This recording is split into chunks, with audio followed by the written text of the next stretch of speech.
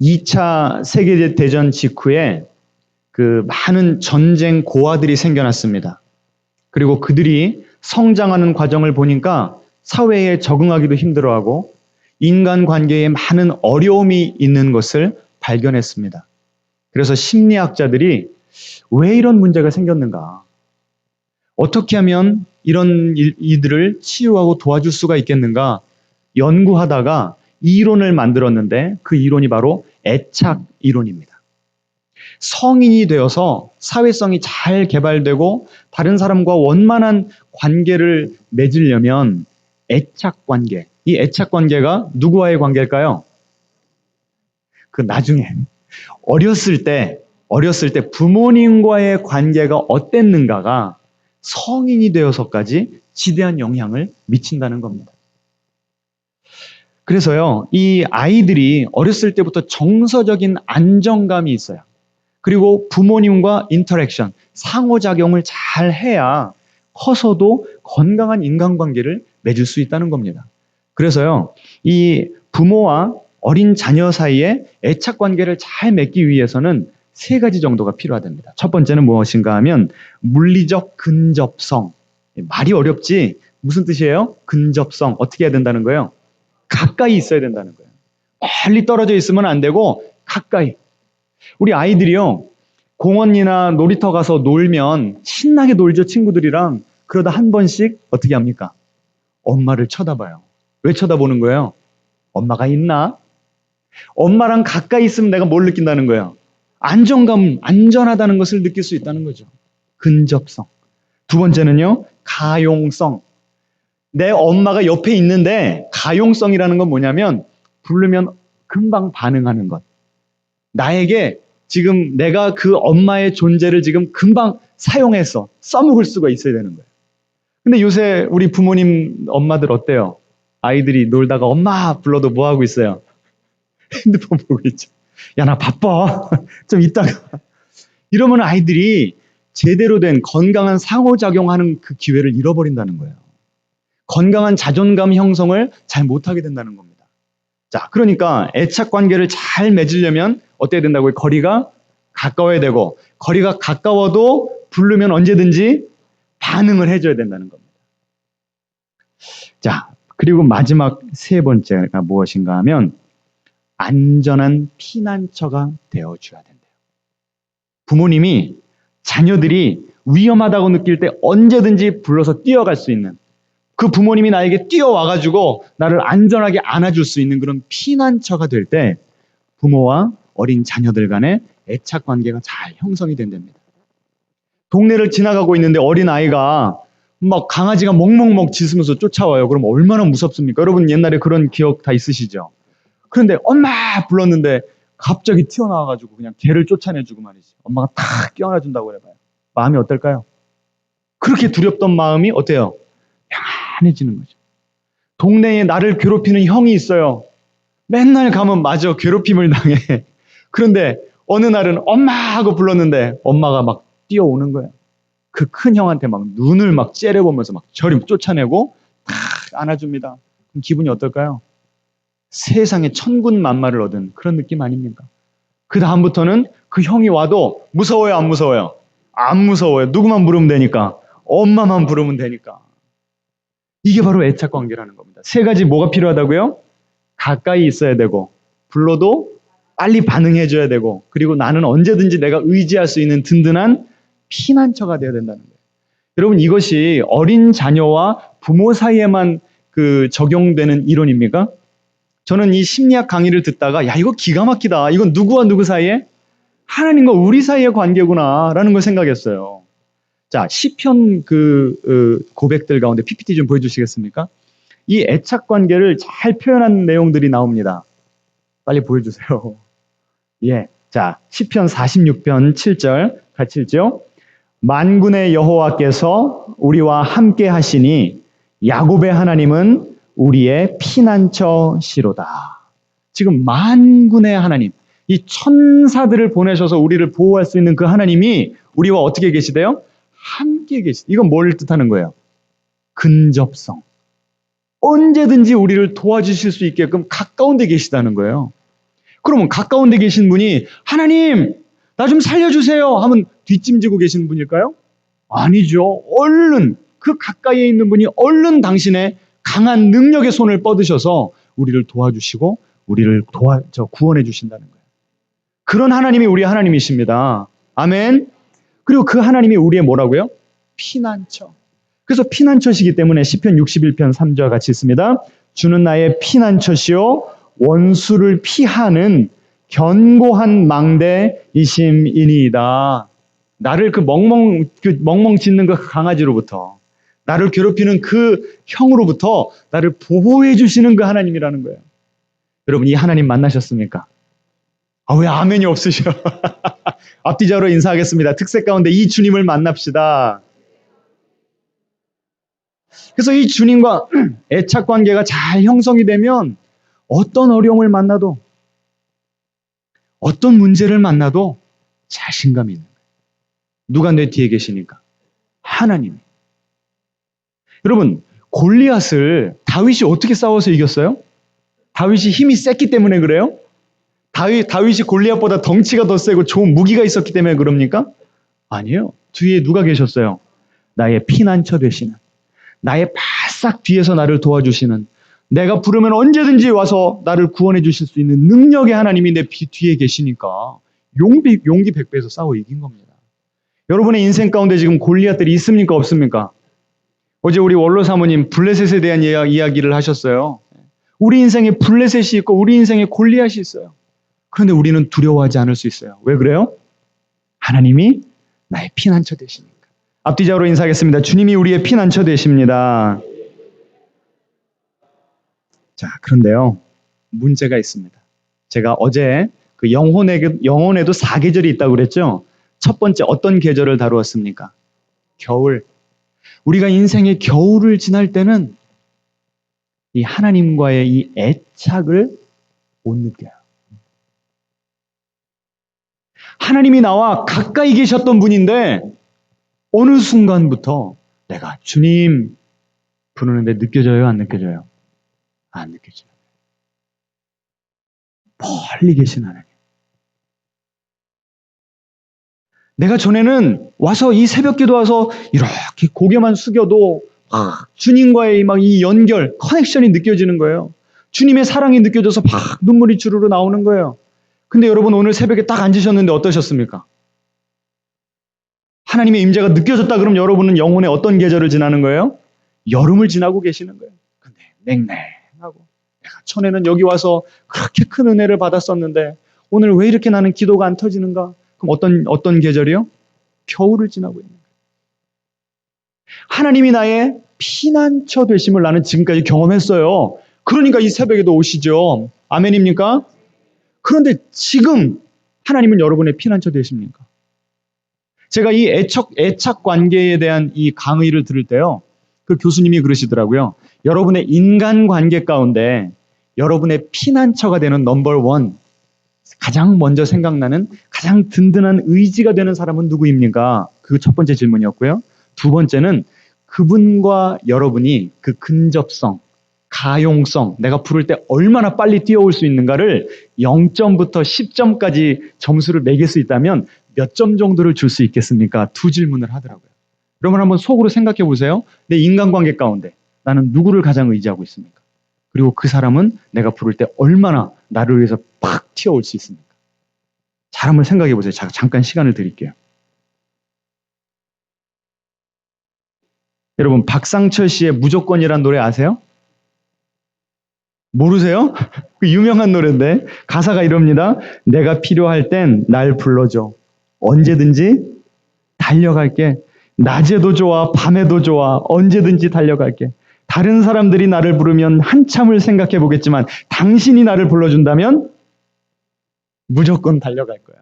어디까지 달려간대요? 태평양을 건너, 대서양을 건너, 인도양을 건너서라도 당신이 부르면 달려갈 거야. 무조건 달려갈 거야. 짜짜라 짜라 짠짠. 이게 바로 애착관계예요. 인간관계 가운데 그런 분 계십니까? 왜 대답이 없으셔? 그런 분이 있으면 우리 이 세상은 살만 나는 거예요. 그런데 궁극적으로 그 피난처가 누가 되셔야 되는 거예요? 하나님. 지금까지는 하나님이 그러셨다니까요. 내가 부르면 하나님이 인도양이건 대서양이건 건너가지고 언제든지 우리를 찾아오셨어요. 그런데 영혼의 겨울은 뭐예요? 이런 하나님이 안 느껴지는 거예요. 자, 오늘 시편 42편 1절로 가겠습니다. 같이 읽어보죠. 하나님이여 사슴이 시냇물을 찾기에 갈급함 같이 내 영혼이 주를 찾기에 갈급하니이다.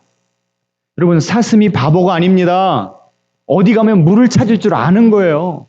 항상 그 시냇가에 가면 내 갈증을 해결할 수 있는 그 물이 있었던 거예요. 그런데 어느 날 갑자기 그 시냇가에 갔는데 물이 어때요? 다 말라버린 거예요. 나는 이제 어디 가서 물을 찾아야 되나? 갈급한 거예요. 이것이 바로 영혼의 겨울을 지나가는 사람들의 마음 상태입니다. 여러분, 주님을 향해 갈급함이 있으십니까? 전에는 여기만 나와도 은혜가 됐다니까. 그런데 예배를 드려도 찬송을 부르고 성경 큐티를 해도 하나님이 느껴지질 않아요. 왜 그런가 봤더니 정말 내가 주님의 도움이 필요할 때, 주님, 나 지금 주님 없으면 죽어요. 경제적인 문제든 관계의 아픔이든 어떤 문제든 내가 막 간절히 기도했는데 주님이 때로는 멀리 계시고 침묵하실 때가 있다는 거예요. 오늘 시편 기자가 지금 그 아픔을 호소하고 있는 겁니다.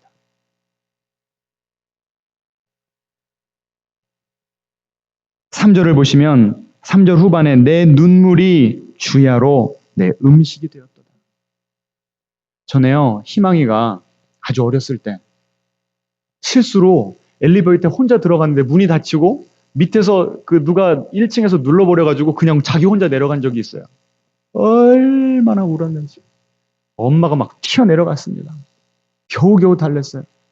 지금 이 시편 기자가요, 그 두려움, 그 트라우마인 겁니다.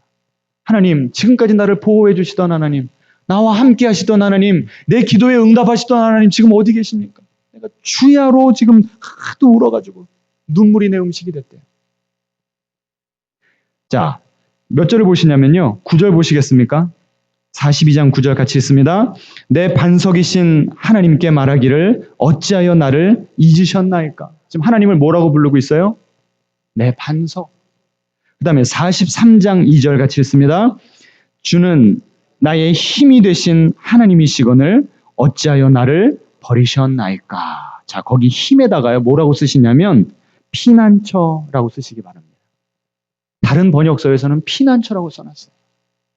하나님이 지금까지는 그 애착 관계에서처럼 나의 피난처가 되어주셨는데 지금 나는 어떻게 느끼는 거예요? 나를 버리신 것처럼 느껴지고 나를 잊으신 것처럼 느껴져서 엄마 어딨어?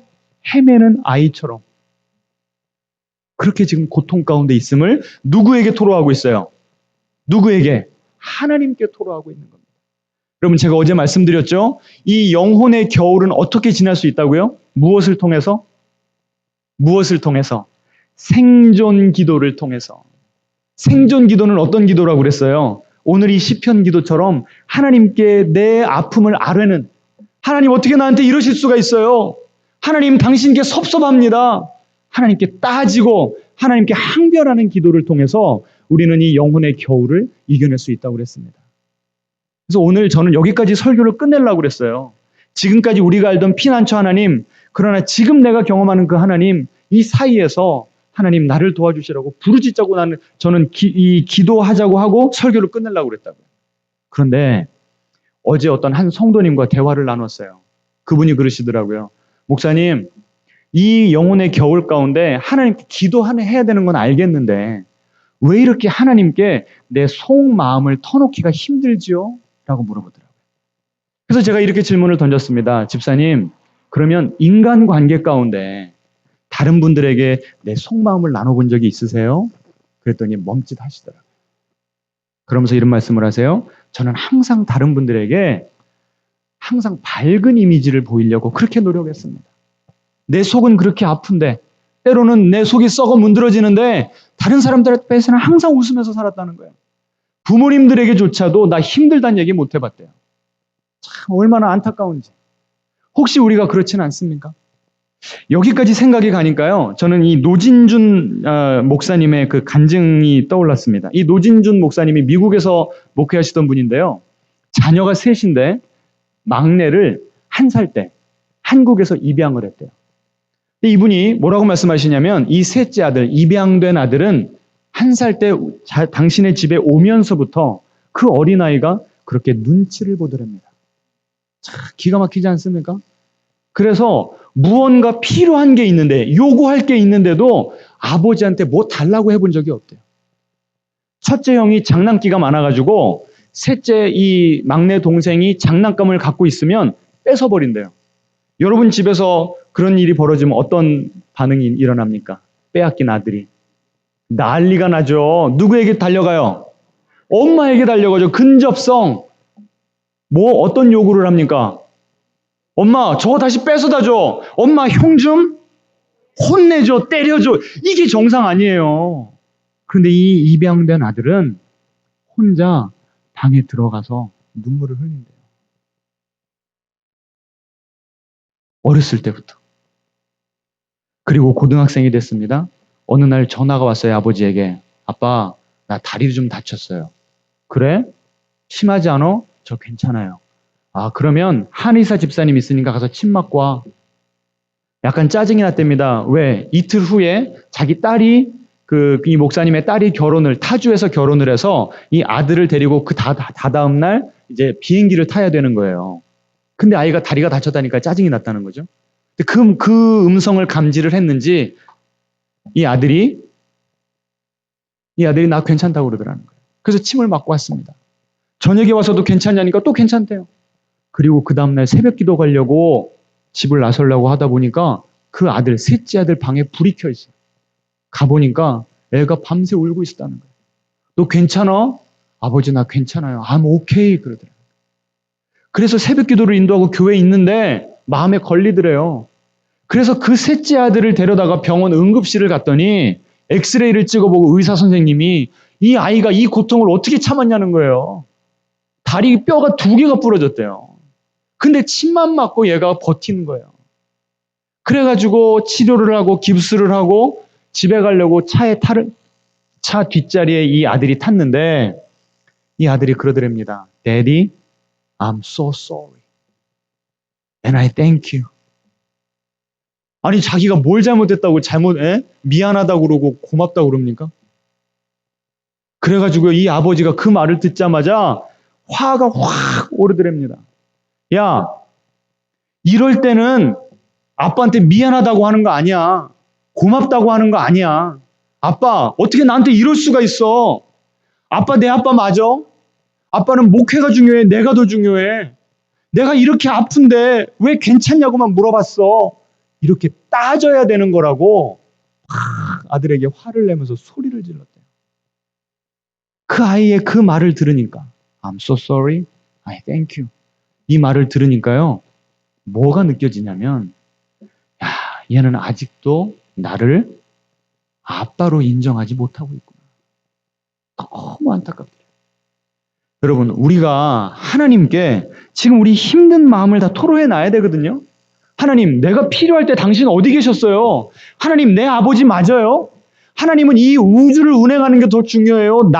하나님의 아들인 나를 보호해 주시고 나를 돌봐주시는 게 중요해요. 하나님께 따져야 되는데 여러분 하나님께 따지는 게 잘 되시던가요? 하나님께 내 마음을 털어놓고 하나님께 원망을 쏟아놓는 것이 잘 되시던가요? 왜 그래요?